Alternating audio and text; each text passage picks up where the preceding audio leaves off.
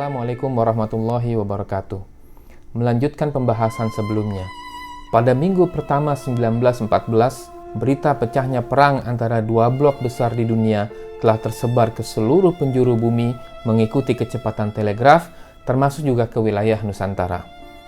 George V, Raja Inggris ketika itu, bahkan meminta negara-negara dominasi kulit putih seperti Kanada, New Zealand, dan Australia untuk membentuk pasukan dan mengirimkan mereka ke medan perang untuk berperang bersama Triple Entente, yaitu Prancis, Inggris, dan Rusia.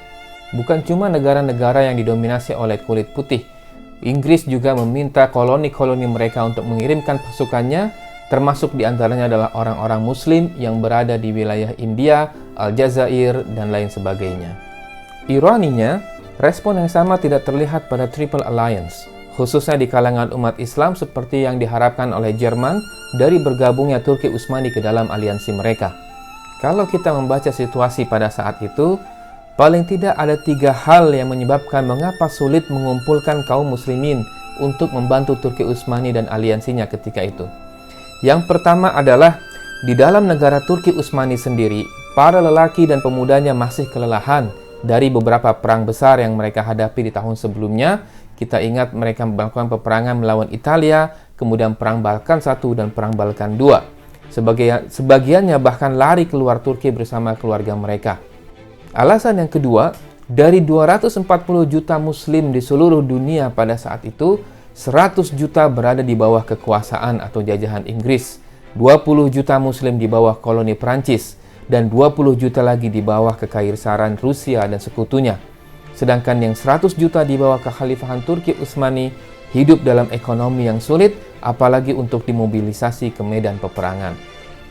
Alasan yang ketiga, di beberapa wilayah Arab sudah terdapat gerakan-gerakan untuk memisahkan diri dari Turki Utsmani, sehingga menyulitkan Turki Utsmani untuk memobilisasi kaum muslimin, khususnya di daerah Arab tersebut. Pada akhirnya, Rusia mampu memobilisasi 15 juta pasukan, Perancis dalam 8 juta pasukan, dan Inggris dalam 5,4 juta pasukan.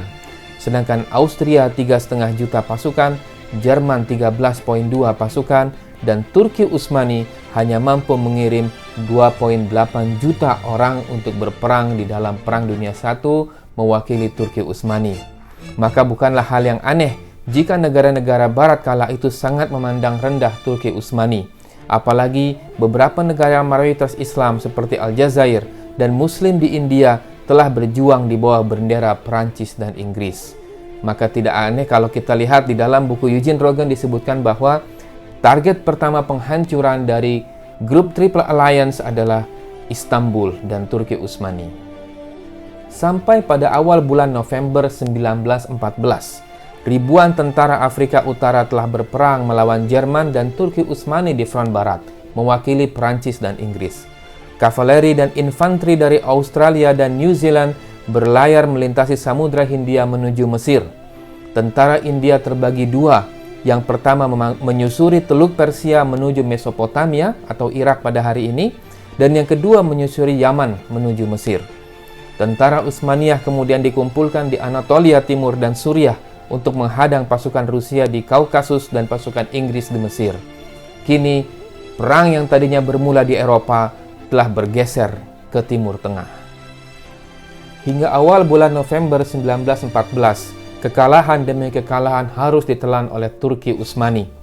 Pasukan Turki meninggalkan pos mereka di wilayah Syekh Said atau di Yaman pada 10 November 1914, sehingga pasukan Inggris dengan mudah mengambil alih wilayahnya. Turki juga menyerah di Basrah kepada Inggris pada tanggal 21 November 1914. Selanjutnya pada 9 Desember 1914, Turki menyerah kalah di wilayah Kurnah dan Inggris mengambil alih kendali Mesopotamia.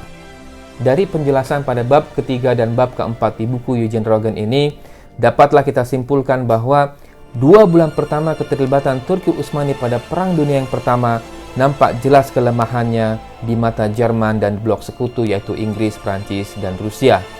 Turki tidak mampu mempertahankan perbatasan mereka dari serangan-serangan blok sekutu. Anatolia, Kaukasus, Basrah, Kurnah, Yaman, Mesir, Teluk Persia adalah di antara wilayah-wilayah Utsmani yang berhasil direbut oleh blok sekutu dengan mudah. Namun demikian, karena rasa malu atas pinjaman 2 juta pound sterling dari Jerman, serta sudah terlanjur basah tercembur di dalam Perang Dunia yang Pertama, Turki Utsmani tetap memaksakan diri untuk terus terlibat dalam Perang Dunia Pertama, yang merupakan awal dari keruntuhan Khilafah Utsman. Nantikan pemaparan selanjutnya buku The Fall of the Ottoman ini pada channel yang sama, jadi jangan lupa like and subscribe dan share. Terima kasih. Wassalamualaikum warahmatullahi wabarakatuh.